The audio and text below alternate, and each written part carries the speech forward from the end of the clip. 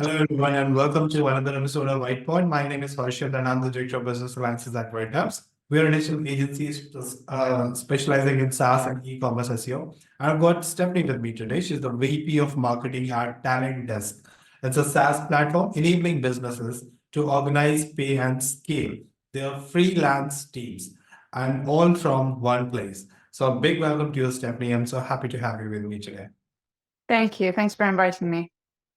Right. Now, can you please let our viewers know a little bit about your background and your professional journey so far?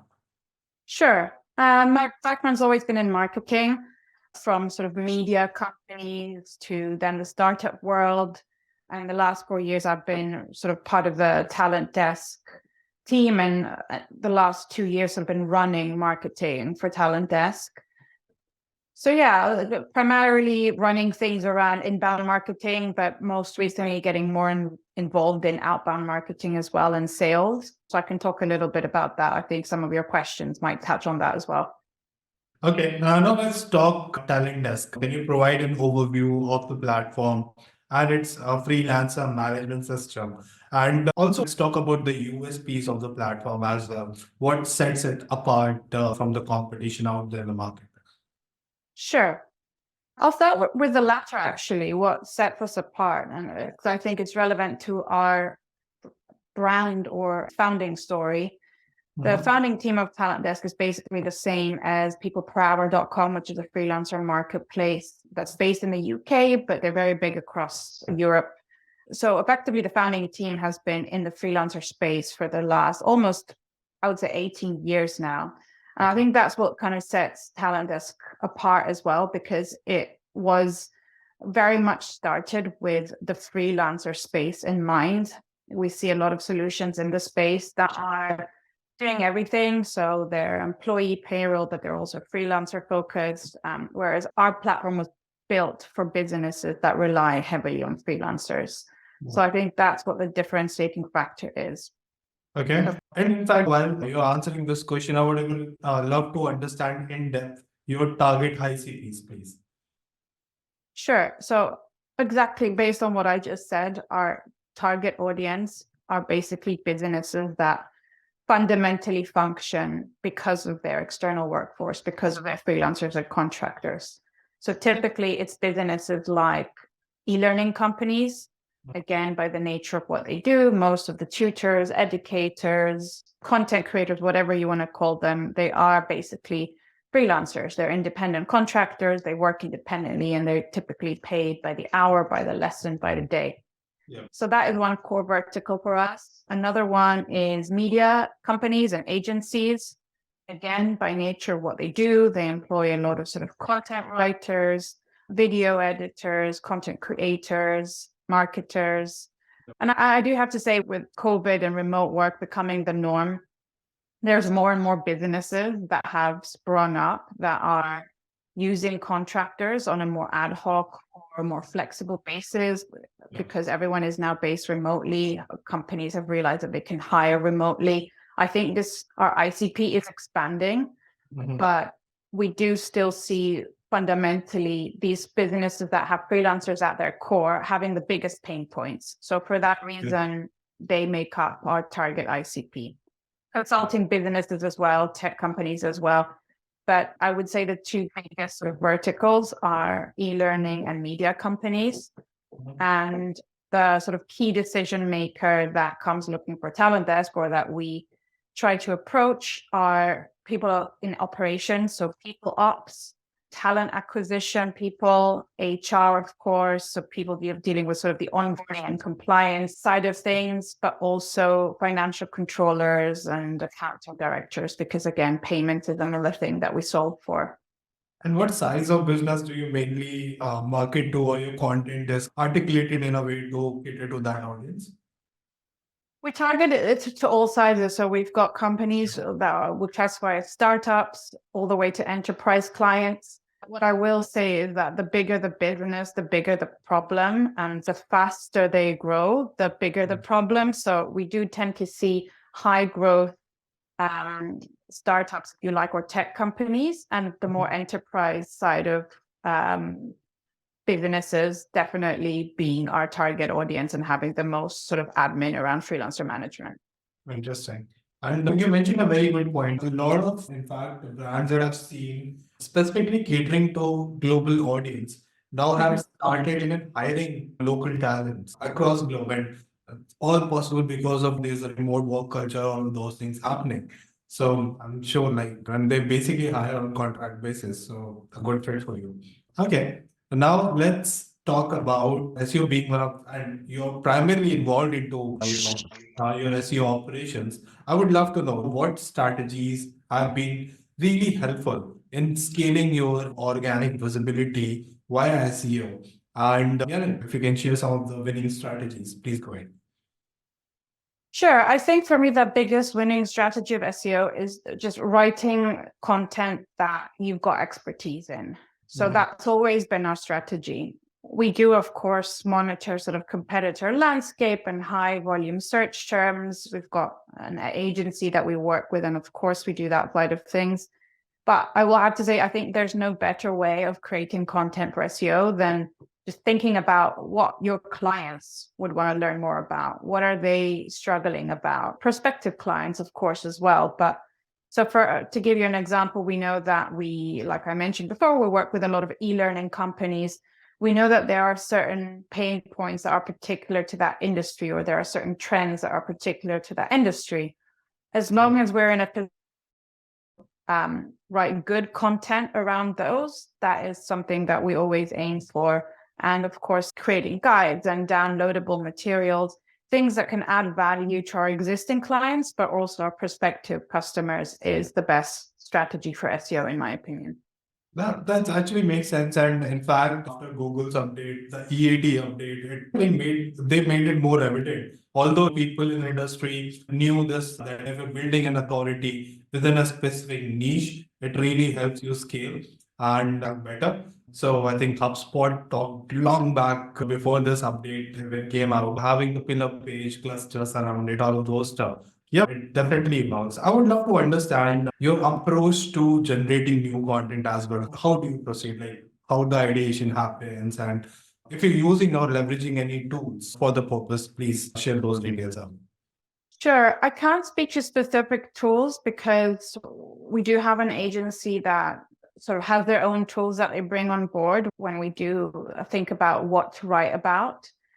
It's definitely a process, though, of looking at competitor landscape, looking what content is doing well for us, and thinking about what related content we can expand on. It's about looking at trends and things, let's say a particular legislation for freelancers. Has this come into effect? We always try and keep on top of these things so that we write relevant content, things that are informative to people that might not be aware of something that's changed, but also building on our existing sort of pillars, if you like, and just adding things that contribute to content gaps around those main topics. No, that's amazing. Are you doing anything around your offsite strategies, any activities or any campaign to gain quality links back to your domain and stuff like that? Can you put? Yeah, it's a very relevant question because it's something that we are doing more of at the moment. It wasn't part of our core content strategy, but as you've mentioned, with Google's latest updates, domain authority and backlinks are becoming increasingly important. Again, we don't want to be one of those websites where we just try and buy a ton of backlinks or just say yes to anyone offering them to us. We definitely don't buy backlinks. It's not in our strategy. Yeah. But we are trying to build. Sorry? Even Google hates it. Google doesn't paid backlinks or anything that carries tags which kind of indicate that this has been purchased. It's pretty clear on the guidelines. Yeah. Exactly. You can't get away with it anyway, but it's not something that's in our ethos as well. So we've always tried to get organic backlinks. So, for example, leveraging our own network, our own partners, our own clients, offering sort of case studies and things like that. So things where we can actually get links back from relevant sources of companies that we do work with. But of course, we're also on the lookout of any content that we think might be relevant to linking back to Talent Desk, and we do reach out. But I would say the number one backlink strategy is our network at the moment. Okay, which makes sense. Let's get back to platform. I would love to understand how does the platform streamlines the freelancers workflow from onboarding to payments.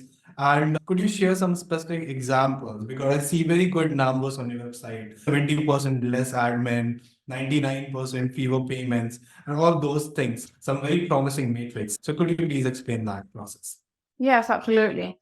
So I'll start with the payments. It's usually the most simple to explain. We offer automation around global payments.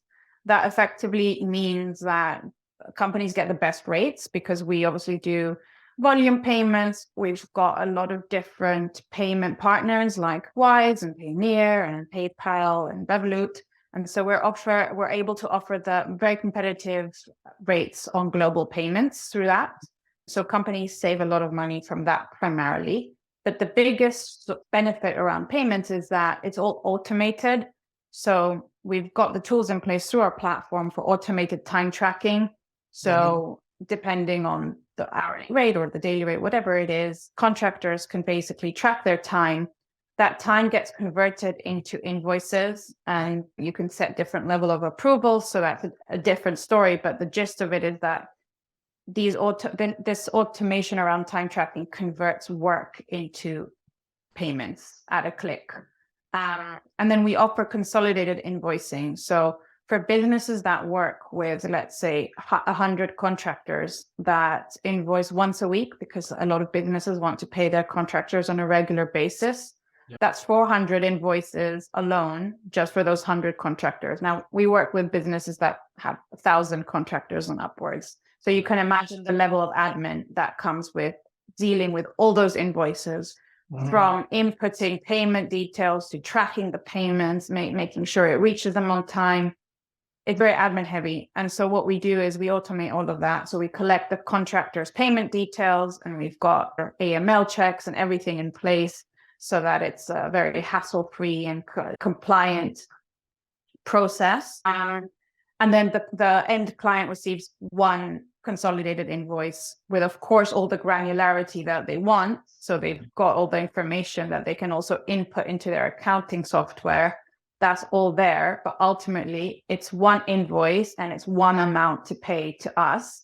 And then we automate and manually as well check all of the individual payments that need to be done to their contractors. So that explains, I hope, the 99% fewer payments. Let's say you have 100 invoices a month. Actually, with Talendis, you'll have only one to pay. So that's a huge time saving.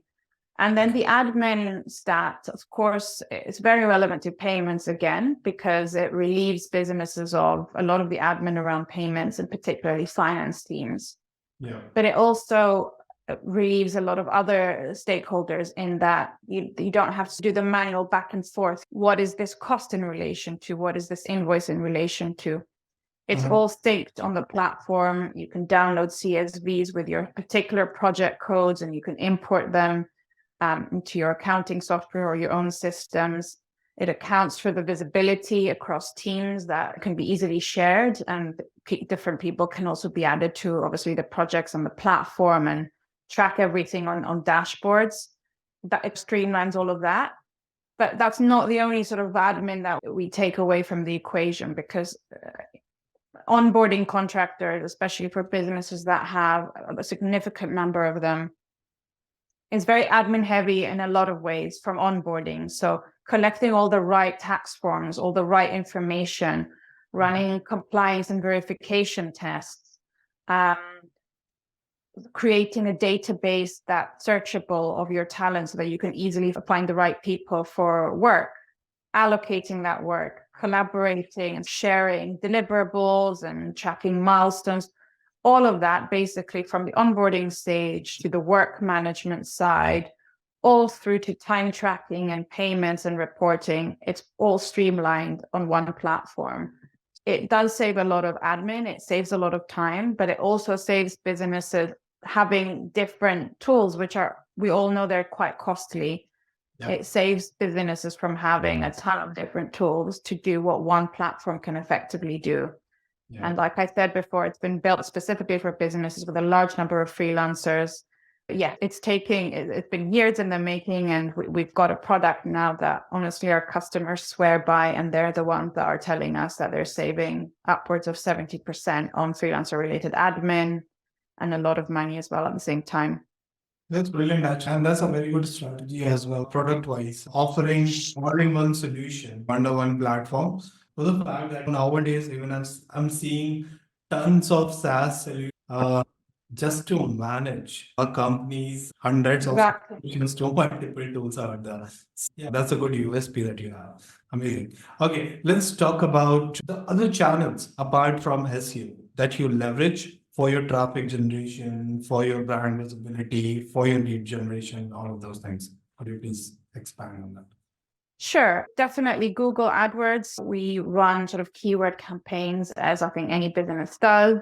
So we've been doing that for a few years now, and it is a constant stream of leads, but we're now focusing our efforts more on very industry specific marketing. Are you using AdWords for both lead generation, your remarketing, like what sort Yeah. of? Sorry. Okay. We're doing both. We're doing Google Display Network, awareness and remarketing, and we're doing Google search as well. Gotcha. And then we're doing a lot of, like I said, brand awareness campaigns, some vertical focused approaches as well. So we're targeting the particular ICP that I mentioned earlier on this call with informational content. So things like brochures or generally informative content that we know are relevant to that industry. So we're doing lead generation campaigns on that side of things, but we're also doing email outreach to our relevant target audience, basically. Nice. Okay. And what are the main KPIs that you keep track of to measure the success of your marketing campaigns and even ensuring that it aligns well with your marketing goals and your overall business objectives? Sure. I mean, we definitely track traffic, of course, and things like engagement and average time on site.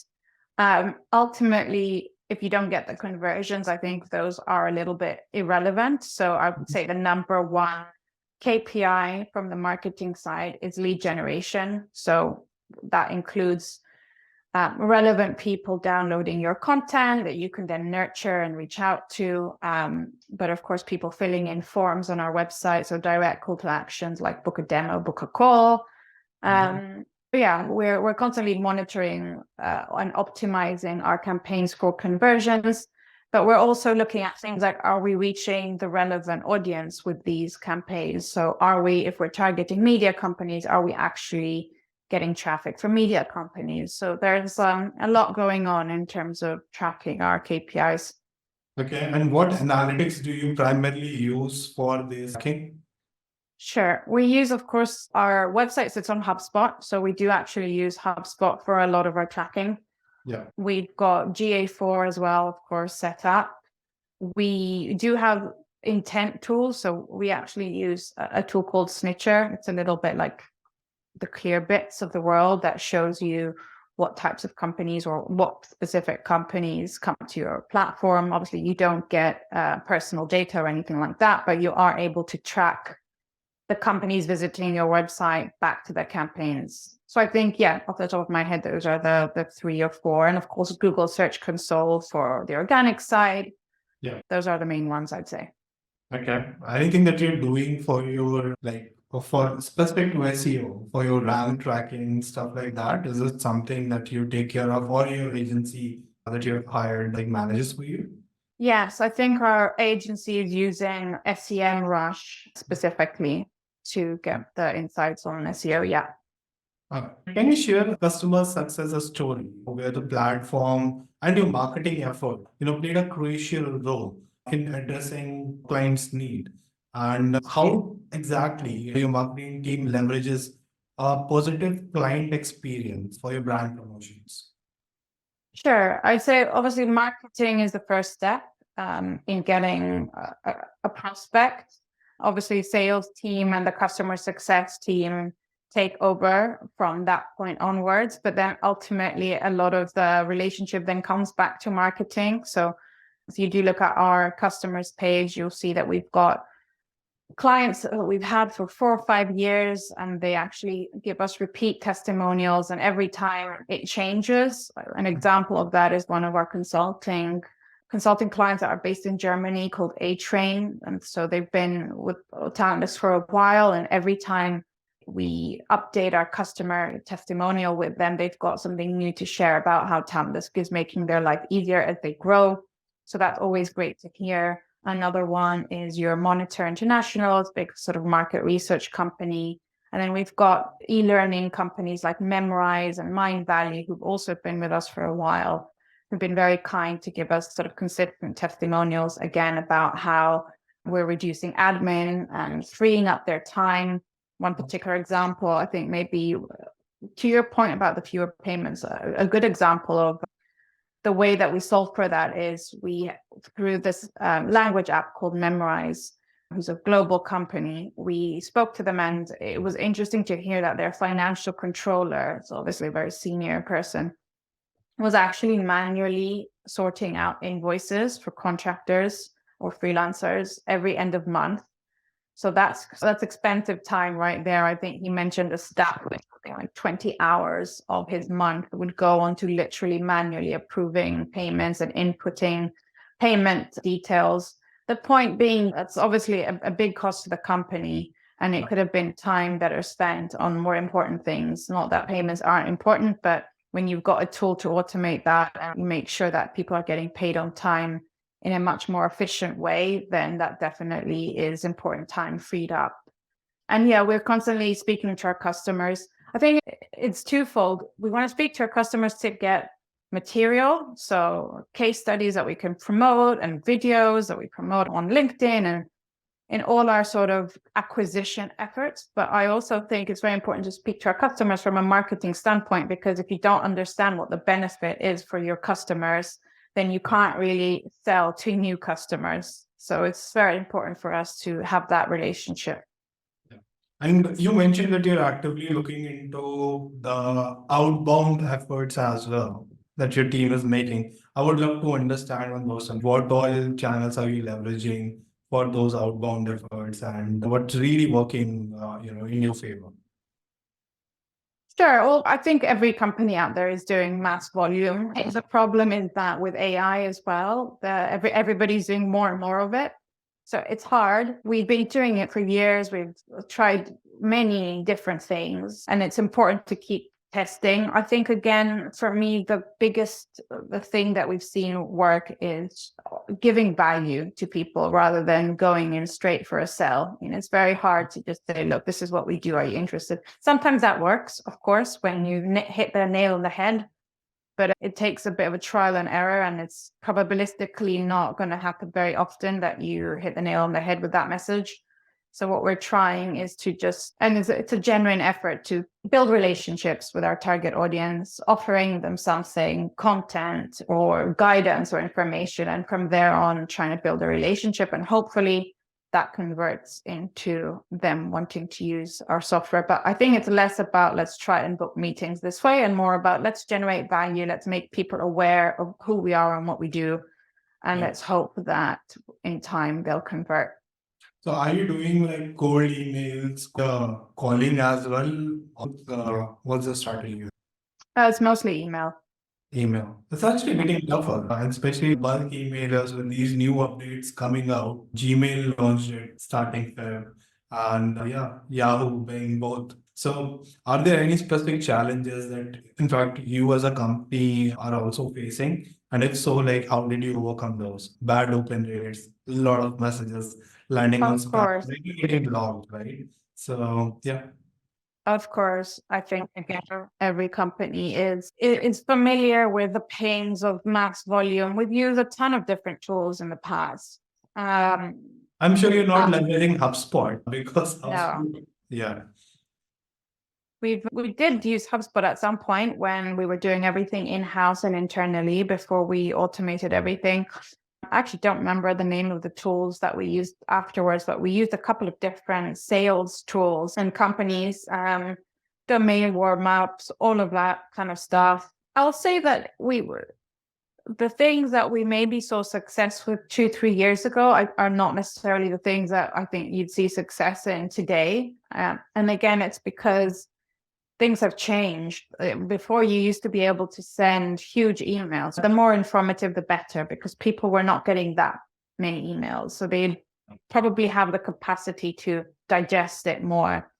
Now, I don't know, I'm speaking about myself as well, but I've got very limited attention span. So if you don't tell me what your point is within the first 2 lines of an email, I'm just going to delete it. And so I think that's what iteration comes down to, just constantly becoming more succinct, more to the point with what you're trying to say in the email, whether it's you're trying to sell them something or whether you're trying to offer them something. I think it's the same sort of strategy. And with open rates, yes, again, it's a trial and error. We see different things work at different times. So sometimes we see really huge subject lines work and deliver high open rates. Sometimes we see 2-word subject lines being more effective. It depends on your audience. There's nothing that I can really say to, and I don't want to give like the wrong advice, because I think it's very specific to your audience. Yeah. And you've just got to test it. You've just got to test it for your ICP and A/B test and test different messages to different decision makers. And obviously, the more you do, the more insights you'll have into what's working. Again, and since you are leveraging both paid as well as organic channel, I would love to understand, how do you balance organic and paid strategies in your marketing budget? How exactly does that happen, please? We're generally very accurate, but yeah, I'd say organic is mostly in-house at the moment. We do have an agency. We do get advice from a lot of different sort of experts. But ultimately, again, I think we are the ones who know what kind of content will resonate with our customers and with our prospective customers. So most of the content ideas and the briefs and all of that comes from ourselves. Mhm. And that's ongoing. It's not that we have a fixed number that we need to do every month. It's more, this is relevant, let's get this out as soon as possible. There's some slower months and faster months. So that's how it is with content, and we're very sensible with our budgets. Like I said, we try and do as much in-house as possible. And then we just have sort of an agency for the more technical expertise that's needed. And then for paid marketing, it's the same. We can see that the market is, and I'm sure, again, all software companies are experiencing the same thing. It's getting more and more competitive. Yeah, there are some companies that can obviously afford to pump out a huge ton of cash into marketing. But for us, we are just trying to get the customers that are really close to what we do. Like I said before, e-learning companies, media companies, agencies. I think consulting firms, we solve the problem really well for those types of clients. So we're trying to focus our marketing dollars on those industries in particular. Gotcha. Gotcha. Any specific challenge that you would like to highlight that you might have overcome in the past? It could be around SEO, could be around your paid strategies. And yeah, that you actually surpass those challenges, overcome those challenges, and with flying colors, please. Yeah, I mean, there's always challenges. We've got challenges now. We had challenges last year. There's always challenges, and I think that's what's nice about marketing. That's personally what I love about marketing. It's an always changing environment, and you always have to keep on top of it and find new ways of surpassing those challenges. Specific challenge, I think we see different challenges in every step of the journey. So sometimes when you're just starting out, you don't have that brand awareness. So it's very difficult to get that first set of customers. Then the more you grow, the more credibility you have. We've now got very big logos on our website, and big logos in each vertical that we're targeting. So that's a great source of credibility. But at the same time, a challenge is that businesses are inundated with software. It's been a very difficult economic year, at least in 2023, where the pain points were still there, but just getting that approval over the finish line for most businesses was a tougher challenge. So I think for us, the challenge is just, basically identifying more and more of these key customers and hoping that things will move faster in 2024, because I don't think they moved very fast for anybody in 2023, at least in our specific space, or our size, I should say, rather than our space. So we're constantly innovating. We're constantly trying to find new ways of reaching our target audience, of using our customers and these big logos and our testimonials in showing prospects how we would solve that problem for them. Ultimately, we are a cost saving and efficiency tool, but it's not always easy to get businesses to see that, because obviously there is a subscription, there is a fee. And when budgets are very tight, a lot of companies, even the very big companies, find it very difficult to justify spend on new software, especially because they have a ton of software. So I think what our biggest challenge is to try and show that actually the return of investment on our system or on our software is actually very high. So you do spend money, but you save an incredible amount of money and time at the same time. That's an interesting point. I would love to understand a little bit more on the customer retention side. What all programs do you have in place to basically facilitate the retention factor, have a decent churn rate, all of those things happening, and better customer lifetime value as well as in months. We've actually got a great customer retention metric.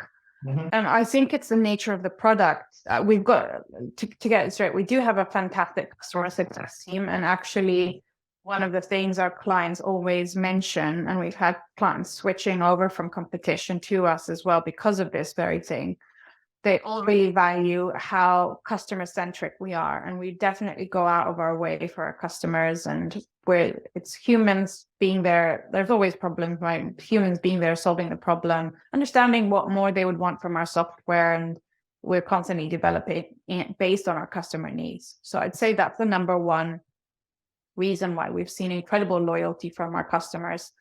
And the other side is that it's the nature of the product.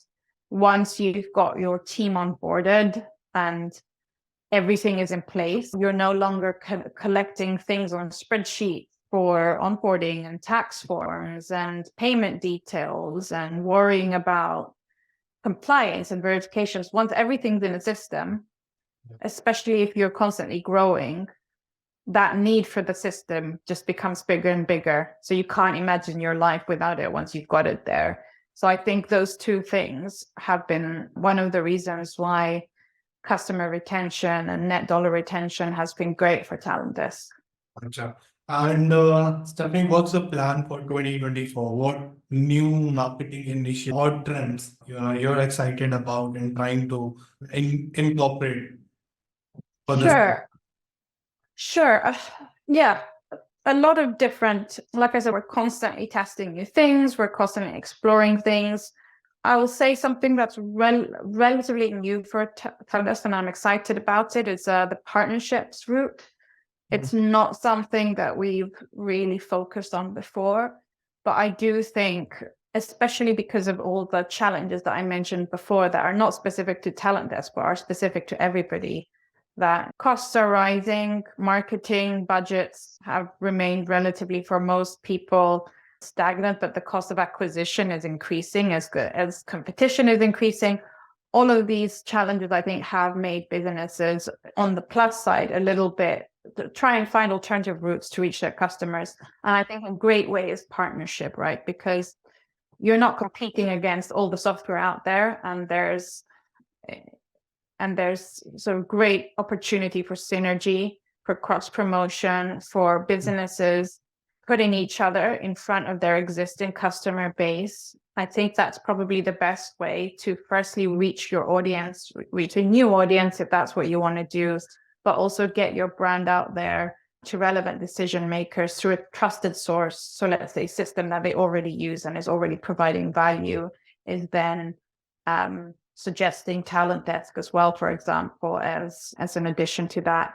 So it's very new for us. We've recently reached a partnership with a couple of different platforms, and I think we'll be spending more time in 2024 exploring this avenue. Okay, that's brilliant actually. Are you trying to reach out to these marketplaces, for example, HubSpot has its own marketplace, right? You can integrate multiple tools out there available. So stuff like that, or looking into still some SaaS tools out there which kind of complements your business are still on a moderate level with respect to the business and revenue that they're generating. What's the focus area?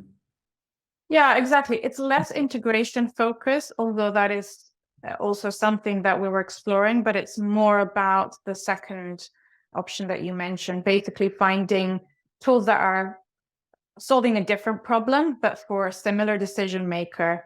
So in that case, we're not competing, but we could be complementary. Their software could be very useful to our customers and vice versa. So I think it benefits both companies, right? If you're not competing against each other and if you're both complementary, you might want to offer a discount to each other's customer base. I think that's a great way of basically of cross-promoting each other and getting in front of people through a trusted source, like I said. Makes sense. All right, so we're coming to an end, and I would love to have a quick rapid fire with you. Are you ready for that? Sure. Okay. If given superpower, what will you choose? Would you rather be able to speak every language in the world or be able to talk to animals? Oh, that's a difficult one. Animals, I think. Okay. If you Do I could, need to explain my answers? yeah, please go ahead. Okay. Oh, I just love animals and particularly dogs. It would be probably a much better business skill to speak every language. I'm sure that would open a lot more doors. I think it would be quite life-changing if you could communicate with animals and if you could actually see how they think, what they feel. I think that would be a very eye-opening experience. Do you have any dogs or pets in home? Not myself, unfortunately, no. Okay. All right. If you could travel back in time, what period would you go to? What period? Yeah. Oh, I like to experience the 60s or the late 60s, early 70s. Not far on. I just think it was a very interesting time with a lot of change, particularly for women. That was the first couple of decades where women started exploring going to work and having equal rights, right to vote, and all of those things. So I would have liked to be part of that movement and that transition. And also, I think musically, they were fantastic decades with a lot going on and a lot of sort of music legends that I would have loved to see live in concert. So I think that's why. Amazing. How many hours of sleep do you need? Ooh, I'd say I'm good with 6 to 7 hours if they're good hours of sleep. And if you could eat something for a week straight, what would that be? Chocolate. Oh God. All right, coming to our very last question. What's your last Google search? Oh, my last Google search. I probably Googled something to do with freelancer management because I'm constantly checking to make sure our rankings are as they should be or if there's something new. Sorry, that's boring, but that's probably the truth given that it's the work day. It's the end of my work day. All right. Thank you so much, Stephanie, for sharing all your brilliant experiences about the company, all the good initiatives that you've taken worked really well for you. Thank you so much. I really appreciate your time here with me. Thanks. Thank you. Yeah, thanks for having me.